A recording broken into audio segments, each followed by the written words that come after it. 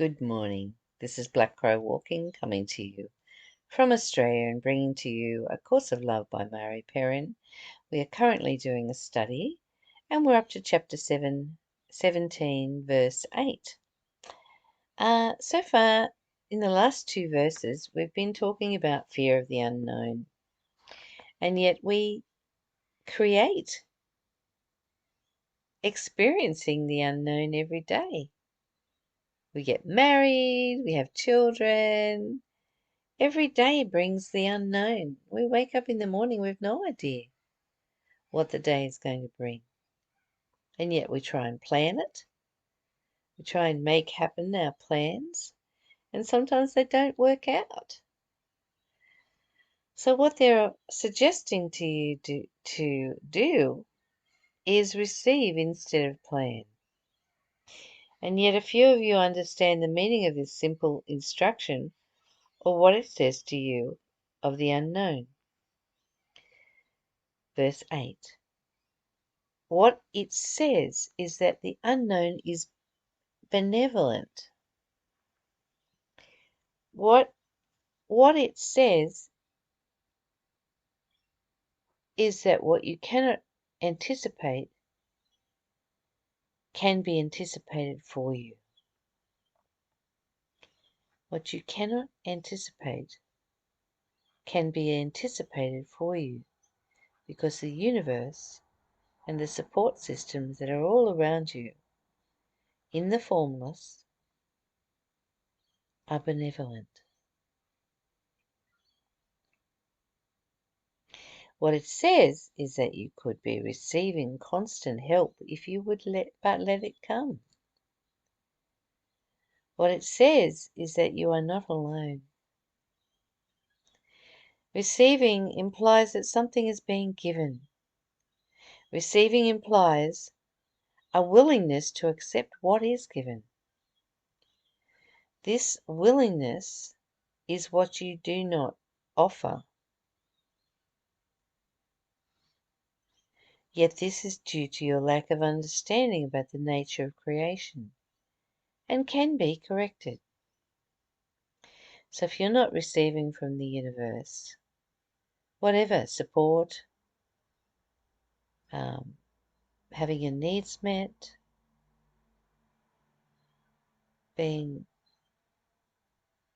given the opportunity to learn and evolve, the universe provides all of that. And it is about you opening your heart and receiving. And seeing the universe as benevolent.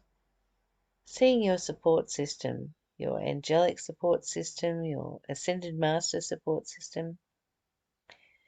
There is so much guiding you and leading you in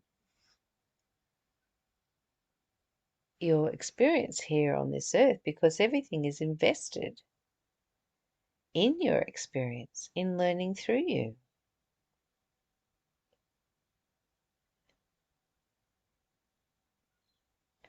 Receiving implies that something is being given. The universe wants to give to you, but you must open your heart to receive it. And there must be a willingness to receive and to accept what is given. This willingness is what you do not offer. Why not? Why are we so stuck in our ruts? Why are we so adamant that things have to always stay the same? We have a fear of things changing, don't we? For some reason that was kind of inbuilt into us, and I have no idea why that was necessary. Why are we trained not to receive what the universe wants to give us? Verse 10. Sin is simply the belief that correction cannot be made. Well, that's interesting, isn't it? Sin is the belief that correction cannot be made. Never thought of it like that before. This is the mistake that has happened in creation. This is how the impossible has become possible.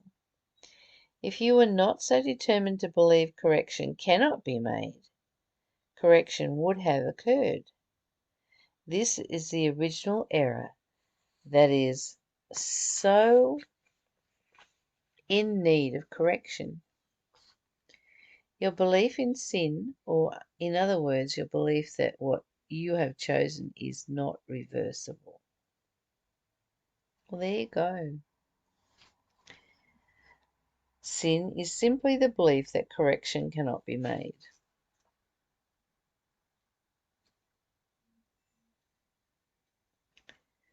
Is this not evident in the judgment you rely upon and in your treatment of criminals as well as your own self and those you love?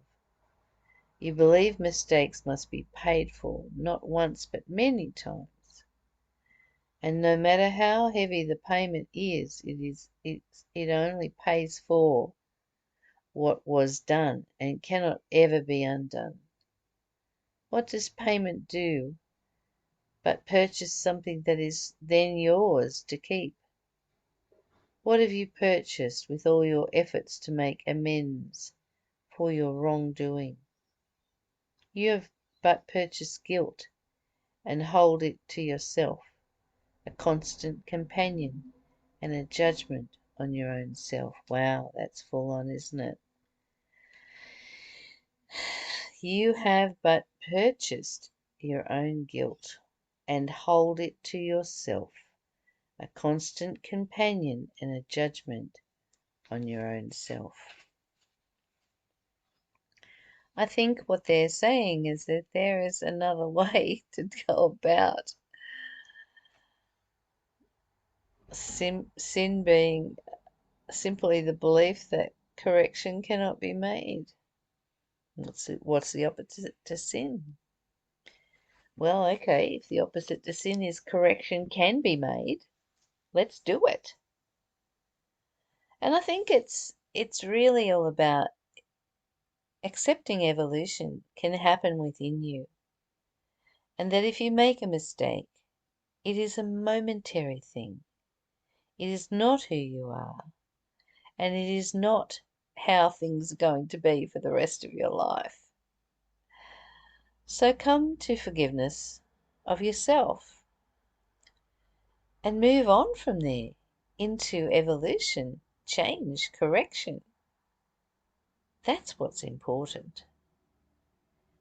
And not holding people in their sin or perceived sin by you. So, for instance, if someone does something today, in 50 years' time you're still holding it against them, how sad is that?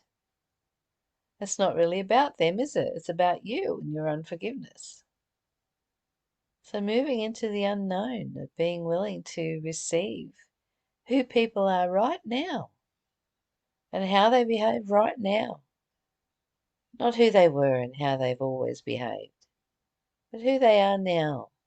Allowing that evolution to be created, to be what they are in, and what we are in.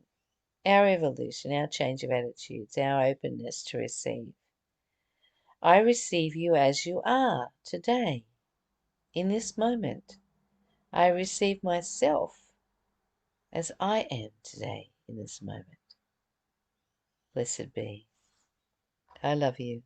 Bye for now.